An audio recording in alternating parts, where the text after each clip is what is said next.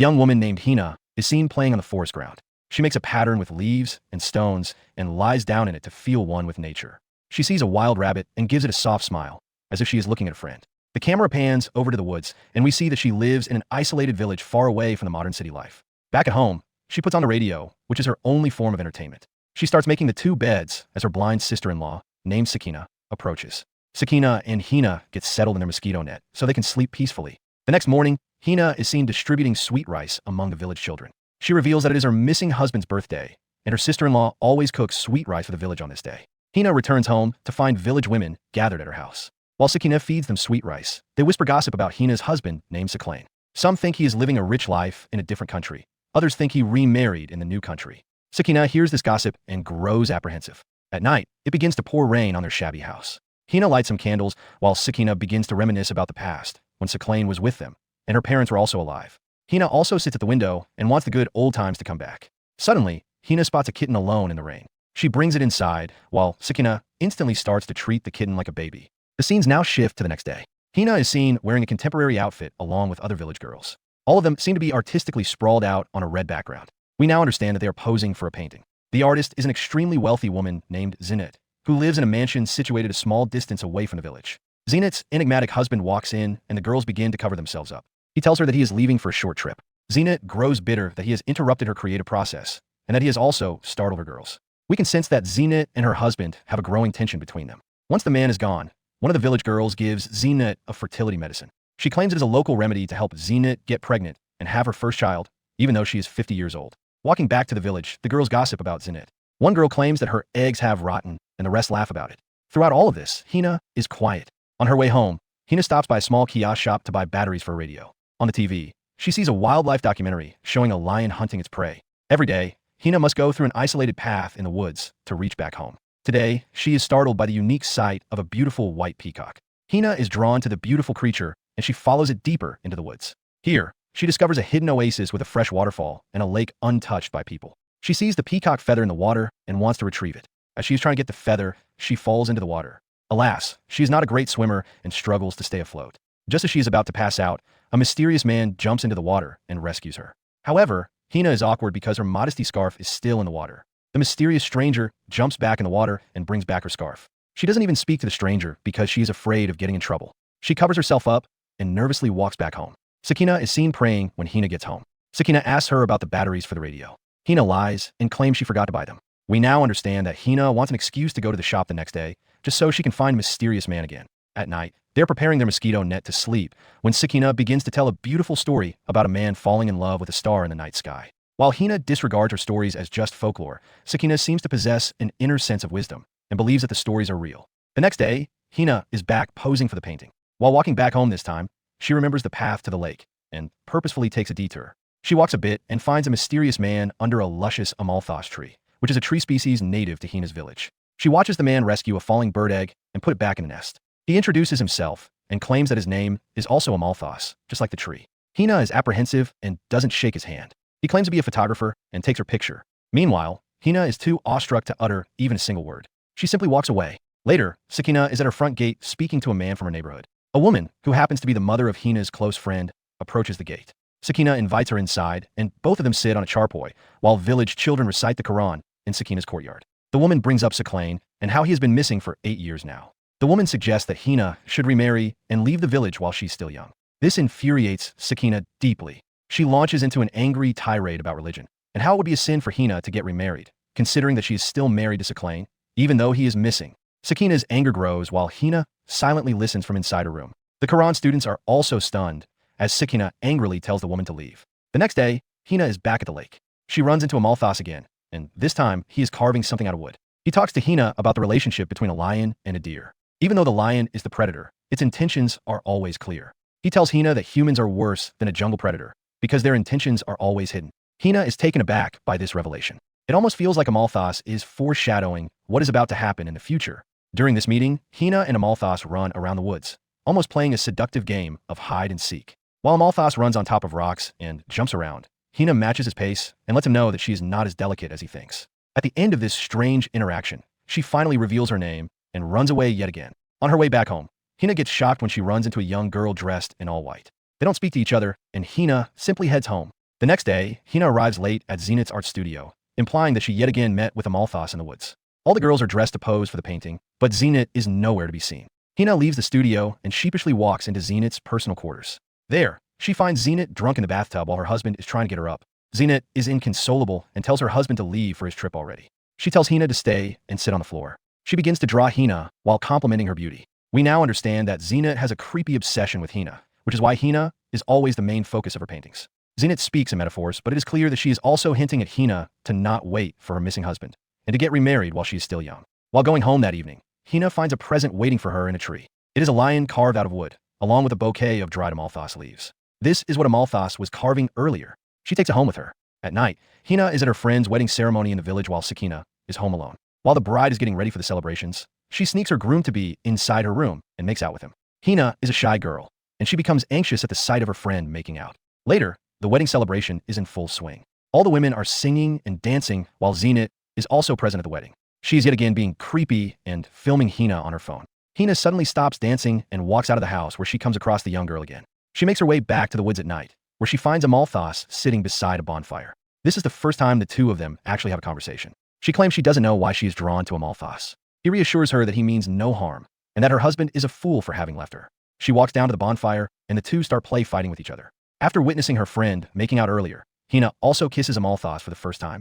A few days later, we see Hina in the woods yet again. She has built a small hut out of mud and wood. While Amalthas gathers lumber for their nightly bonfire, Hina is painting the door of the hut with flowers. She puts some paint on her hands, while also putting some paint on the hands of Amalthas. Both of them create their handprints on the door of the hut as a romantic gesture of their secret life together.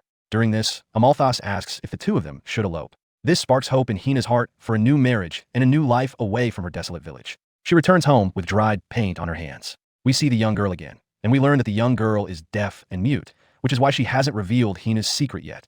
Hina sees that plates have been laid out for a formal lunch, as if they are expecting company. Sakina speaks from inside the bathroom and announces that Cyclical has finally returned home. She tells Hina to get dressed for the feast and claims that Cyclical has gone out to greet the village neighbors. Hina is overcome in disbelief and begins to run. Sakina gets dressed in her good clothes, puts on perfume, and starts pounding a chutney in a mortar and pestle. Hina finally arrives at the man's house where she was told Cyclical had gone. She bangs on the gate and demands to see Cyclical, claiming that he has returned. The man and his wife are confused as they tell Hina that no such thing has happened. Hina is overcome with grief and walks back home feeling completely defeated. She does understand why Sakina would play such a cruel game with her. While Sakina cries her usual crocodile tears, Hina is distant.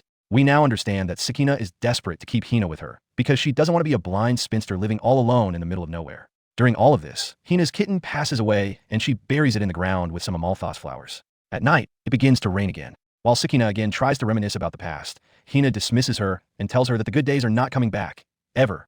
Sometime later, all the village women have gathered at Zenith's mansion, where a religious scholar is giving a lecture about the sanctity of marriage. Zenith conveniently asks the scholar what a woman must do if her husband has been missing for a long time. The scholar states that Islam allows women to get remarried if the husband has been missing for more than 4 years.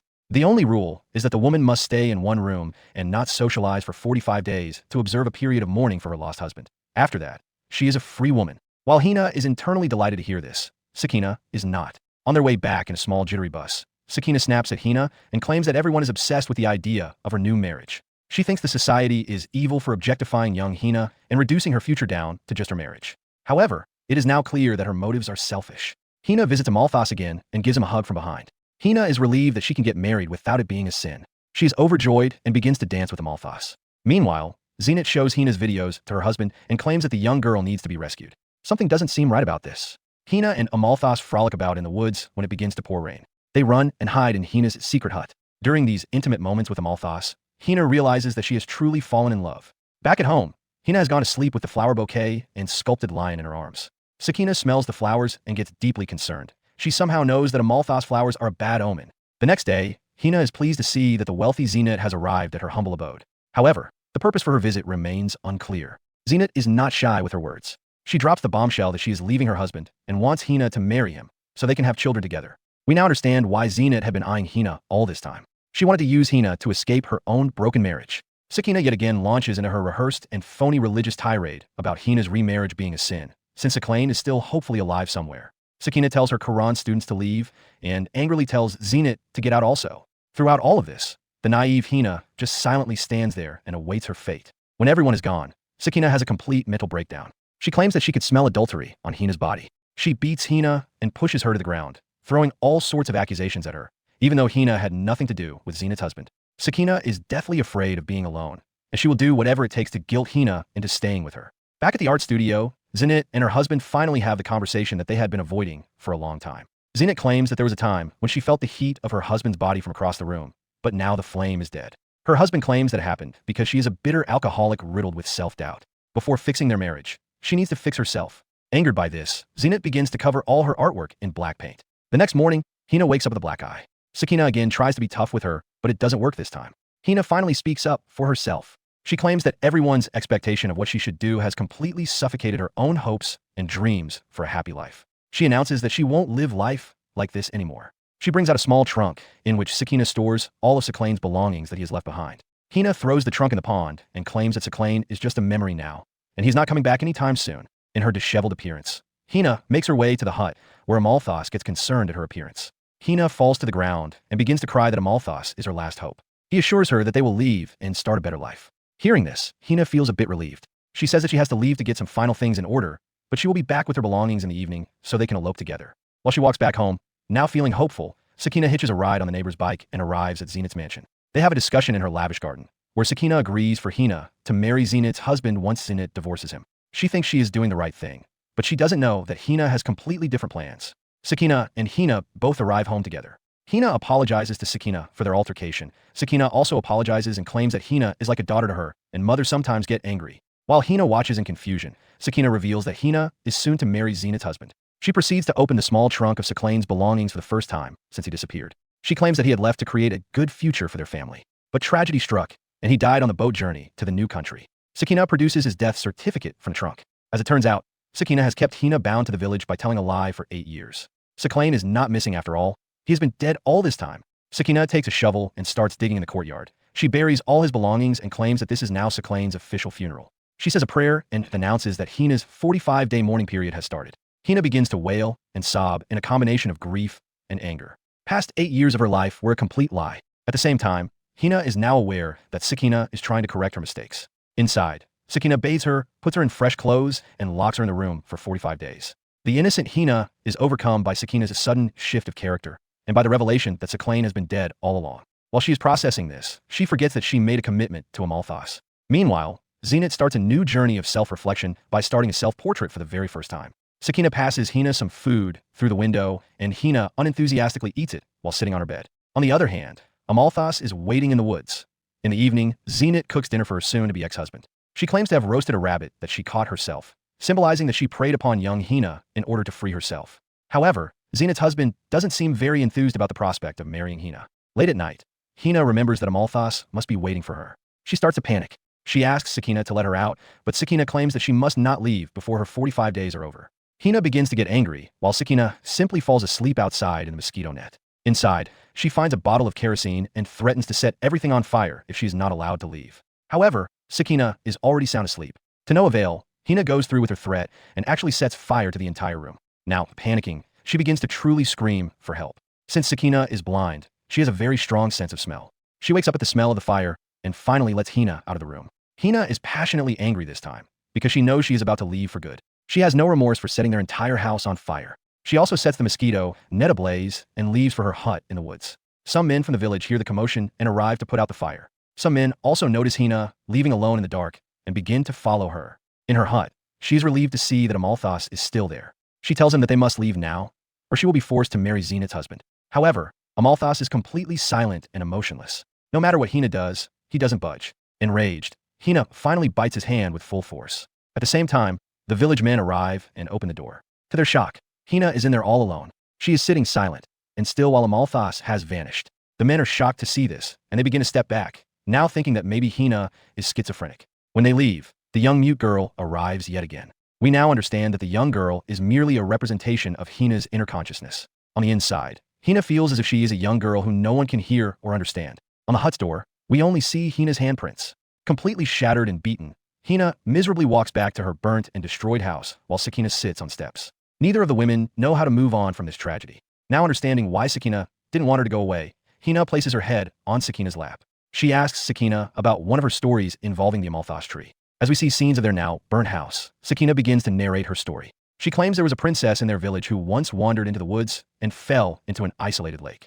The princess was rescued by a stranger who emerged from under an amalthus tree. Following that incident, the mysterious man became her messiah, and she obsessively fell in love with him. However, when it was time to leave, the man vanished into thin air. The tragedy struck the princess so hard that she went crazy and spent the rest of her life sitting underneath an amalthus tree, waiting for her messiah to come back. But he never did. During this scene, we see Zena burning all photographs from her past. One of the photographs seems to be of Amalthus, revealing that Zena also knew the man in the past. As Sakina's story comes to an end, Hina realizes that the princess was none other than Sakina herself. At some point in her life, she had also fallen in love with and been betrayed by Amalthus. We now understand that Amalthus is a supernatural entity who feeds off of the sadness and desperation of women, and ultimately breaks his promise every single time. Hina walks into the pond, which now has Amalthus flowers floating on it. She simply lies down in the water, hoping that Sakina's story isn't true, hoping that Amalthus would come back. This was the sad yet poetic story of 3 different women. Each has her own difficulties in life, but each of them is permanently stuck in the place they call home. All 3 of them experienced the same supernatural entity near the isolated river and will now spend the rest of their lives waiting for their messiah to come back. To watch more awesome and thought-provoking movie recaps, please subscribe to Film Guy Recaps. Don't forget to like this video and tell us in the comments which movie you want to see next. Goodbye for now.